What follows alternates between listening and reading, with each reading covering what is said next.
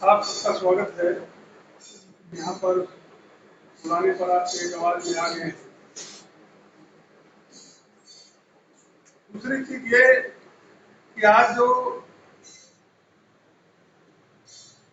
पूरे प्रदेश और देश में जनता त्राही त्राही कर रही है,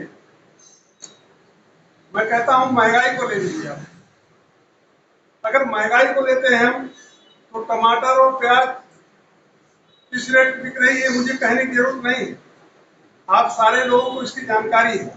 लेकिन कोई भी सब्जी ऐसी नहीं है जो 60 रुपया से ऊपर ना हो। 80 में, 90 में, 100 में, सभी लगभग इस प्रकार का। जो एक गरीब जिससे अपना पेट पालता है, प्याज प्याज नमक रोटी खाता है, आज उसको प्याज भी मुहैया नहीं है। कोई सब्जी ऐसी नहीं है जो इससे नीचे की हो। 60 से तो सब सारी सब्जियां ऊपर ही है।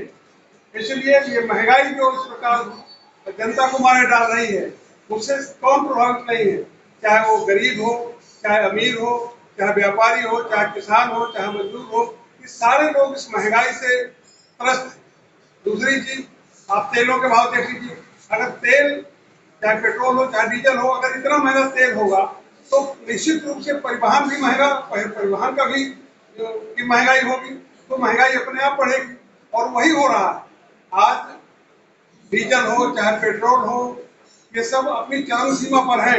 और उसके कारण चाहे बसों का किराया हो, चाहे ट्रेन का किराया हो, चाहे चाहे ट्रकों का किराया हो, उसके कारण हर चीज महंगी होती चली जा रही है। बेरोजगारी, अगर मैं कहूं तो बेरोजगारी आज हमारा नौजवान साथी, तमाम बच्चे जिसको करीब अपना सब कुछ बेच करके, अपनी मेहनत मजदूरी करके अपने बच्चे को पढ़ाता है, लेकिन बच्चे को पढ़ाने के बाद उनके पास रोजगार नहीं है। आज नौकरियां नहीं मिल रही हैं, मारा मारा नौजवान घूम रहा है।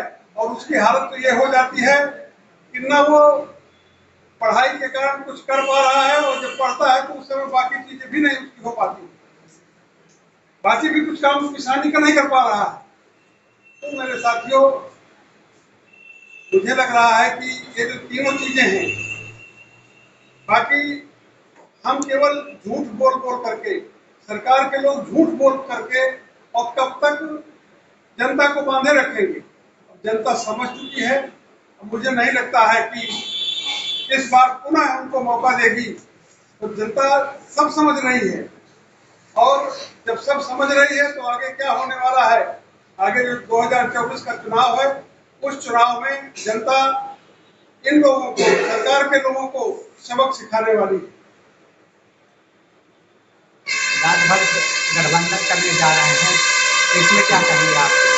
देखिए, निश्चित रूप से गठबंधन पहले भी होते रहे हैं और आज भी हो रहे हैं। अब गठबंधन में कुछ लोग भारतीय जनता पार्टी के भी साथ थे, कुछ हमारे साथ है, लेकिन आज जो देश की परिस्थितियां हैं, इसलिए जो गठबंधन भाजपा के साथ थे, बहुत सारे दल हमारे साथ एकजुट होकर के और एक बड़ा गठबंधन बन रहा है। उस बड़े गठबंधन के साथ हम दिल खोल करके समझौता करना चाहते हैं। समाजवादी पार्टी के हमारे राष्ट्रीय अध्यक्ष माननीय अखिलेश जी ने कहा है कि हम दिल खोल के समझौता करना चाहते हैं। जिस प्रकार से समझौता लोग करना चाहें उस प्रकार से करें। और वो समझौता हमारा, चाहे वो अभी बिहार का हो और चाहे अभी जो कल बंगलौर का हुआ, ये सारे समझौते जो हो रहे हैं वो निश्चित रूप से हमको आगे आने वाले समय में भारतीय जनता पार्टी को खास देखने में कामयाब होगी। अच्छा, भारतीय जनता पार्टी और सुहेलदेव पार्टी का गठबंधन हो रहा है, क्या कहेंगे आप?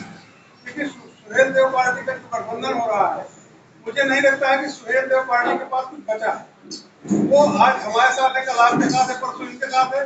तो उनकी जनता भी जिस प्रकार से, मैं नाम नहीं लेना चाहता हूँ, और एक आध पार्टियां हैं उनके पास कुछ नहीं बचा है, तो ज्यादातर ऐसे लोग भाजपा के साथ जा रहे हैं जिनके पास कुछ बचा नहीं, वोट बैंक उनके पास है ही नहीं। पार्टी पार्टी बची है और उनके नेता बचे। और आज हम संगठन को और अपने निचले स्तर तक, बूथ तक इस समय पहुंचा रहे हैं। हमारा बूथ तक गठन हो रहा है, और उससे निश्चित रूप से जिस प्रकार से भारतीय जनता पार्टी ने, चाहे अभी नगर पंचायत देख लीजिए, बहुत सारा वोट हमारा जो समाजवादी पार्टी का वोट था या अन्य दल जो जीतने की स्थिति में थे उनके वोट काटे गए। जैसे यादव और मुस्लिम और जो समाजवादी विचारधारा के लोग थे उनके बहुत सारे वोट उस नगर में कटे मिले।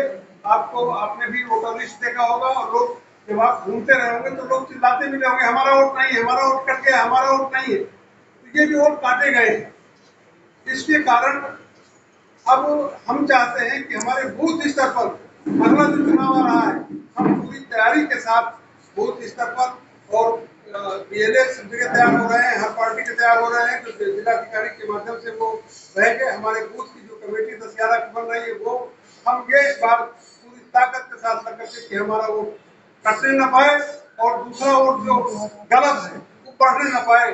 सही चुनाव हो, न्यायोचित चुनाव हो, हम ये चाहते हैं। और अगर न्यायोचित चुनाव हो गया, किसी प्रकार की कोई इस प्रकार की गड़बड़ी नहीं हुई तो निश्चित रूप से भारतीय जनता पार्टी मुंह की खाएगी और समाजवादी पार्टी और गठबंधन के लोग भारी संख्या में जीतेंगे। बस यही मुझे कहना है।